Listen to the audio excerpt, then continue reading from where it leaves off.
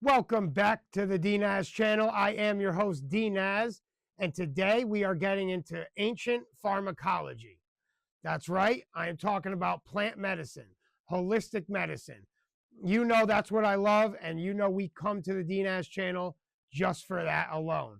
So the first place I want to bring you, before we go to antiquity, is I want to bring you to Yale, because Yale has a program called the Yale Ancient Pharmacology Program, YAPP. And this program, what they do there is they take old texts, old writings, and they translate them and they try to decipher them.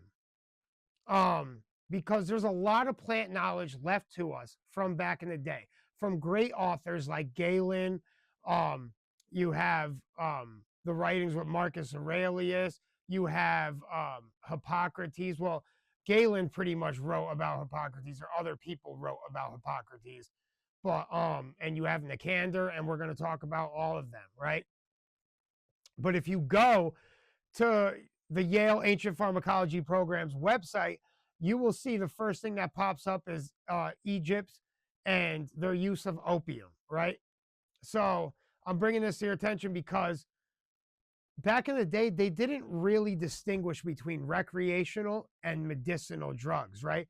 They knew that plants were given to us by the gods, right? The plants, it's part of Mother Nature, right?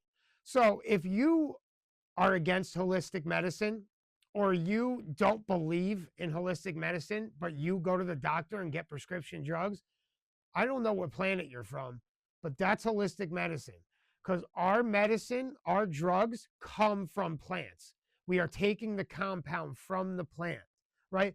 But what we don't understand, what we're doing, is when you take a single compound out of a plant, you are not using the plant for its whole benefit, because all the other compounds in the plant are working together in harmony. That's the reason why, right, when you go holistic and you use holistic medicine, you are getting other types of therapies than just one remedy, right? You are taking something that has multiple effects, right? And you also got to be aware of things that can harm you, right? Just like with our drugs today. It's no different. You just need to understand what you're doing, right? Well, in the old days, they understood what we were doing. They invented medicine, right? Hippocrates is the father of medicine. And then after him you had Nicander and you had Galen, right? So anyway, go to the Yale Ancient Pharmacology Program site. You'll see things like Nero and Caligula, the emperors of Rome. You'll see how they were very interested in medicine, because it's one of the 7 sciences, natural sciences, right? If you look back to the Vikings, right, they were putting hemlock in their beer, right? And it would make it like a hallucinogenic, right? The beer was different. It was different than beer today, right? It had psychoactive properties. They were very big on the psychoactive drugs, right? If you look on the Egyptian at the Egyptian pyramids and temples, they have the blue lotus flower there. That's an aphrodisiac, okay? So, and it also has hallucinogenic properties. So it'll get you high and it'll get you hard, which is great. And people in the ancient world were not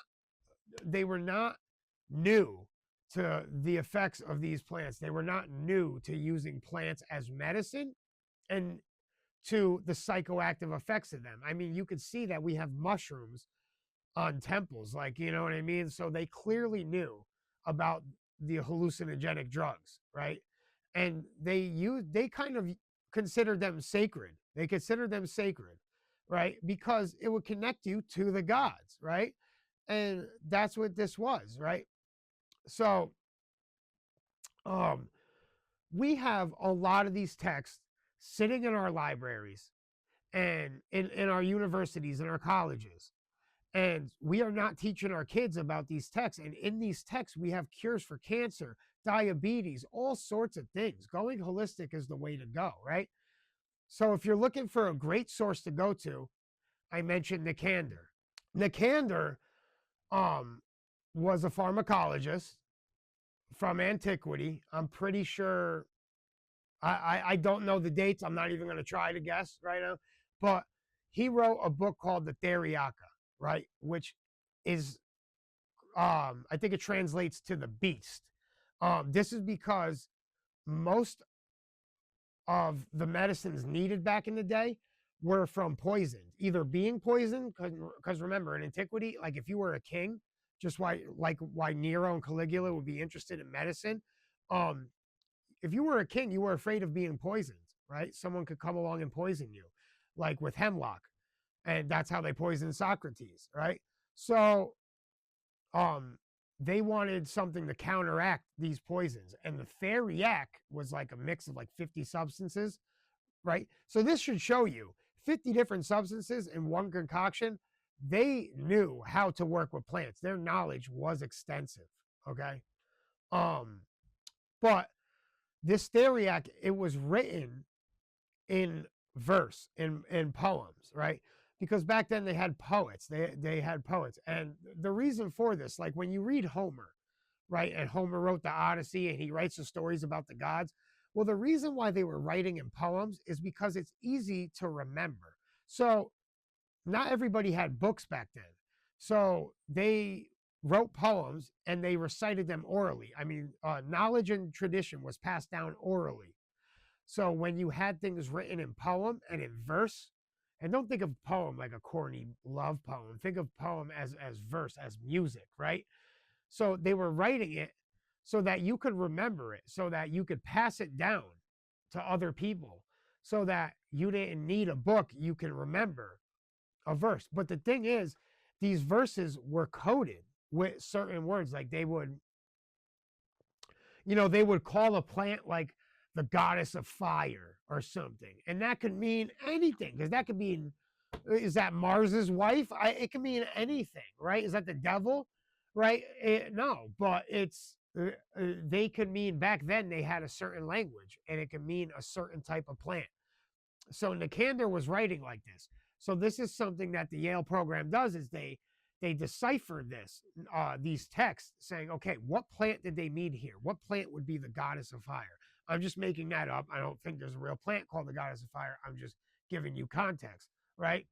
Um, but nonetheless, right, we have these books, um, we have these programs, and we have cures in holistic medicine, right?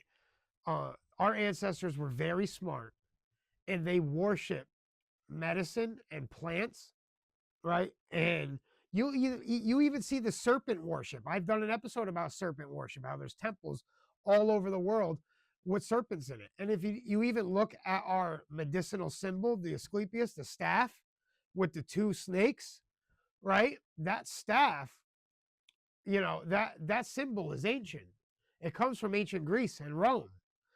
So the serpent was not only, it was sacred to them because a lot of these concoctions had snake venom in them, right? As I was saying, the theriac, it means beast. It had like viper flesh in it, right? So these apparently you can get high on snake venom, apparently, and a lot of people were doing it in antiquity. So they needed cures for this, right?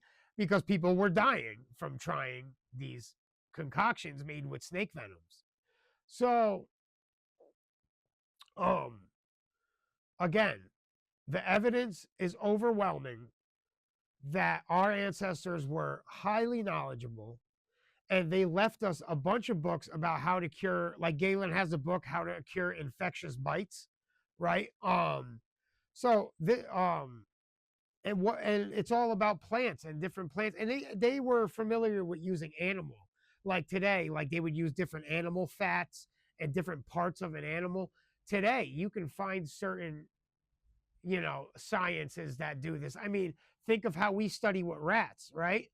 um we just found that DMT, that rats make DMT in their brains, so we just assume that humans do.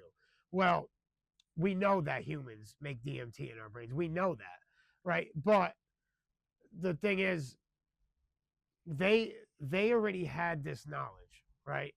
And we act like it's something new, and we act like we need to stray away from holistic medicine when all along, all they're doing is taking plants, uh, subtracting the compound, and then they're selling it to you, right? They're making you go to a doctor and selling it to you. They're isolating a compound from a plant instead of telling you that if you take the whole plant, you could be healed in more than just one way, because all these compounds, they work together for a reason. For a reason. And what they did is they just took it, they controlled the market, and now they made you believe that you shouldn't go out and heal yourself. They don't want you to go out and have the knowledge to heal yourself and take care of yourself and not need them, right? So that's what I'm trying to bring you back to. I'm trying to bring you back to you having control over your world and being healthy and happy and not needing medication that they are getting you dependent on and addicted to. No, come back to the holistic. Come back to Mother Nature, because Mother Nature will always take care of you. Mother Nature will always heal you and will always love you, right? So here on the DNaz channel, I'm gonna tell you as much as I can to lead you in the right direction. I hope you like and subscribe, and I hope you come back for more. This is Ancient Pharmacology here on the DNaz channel, and we will see you next time.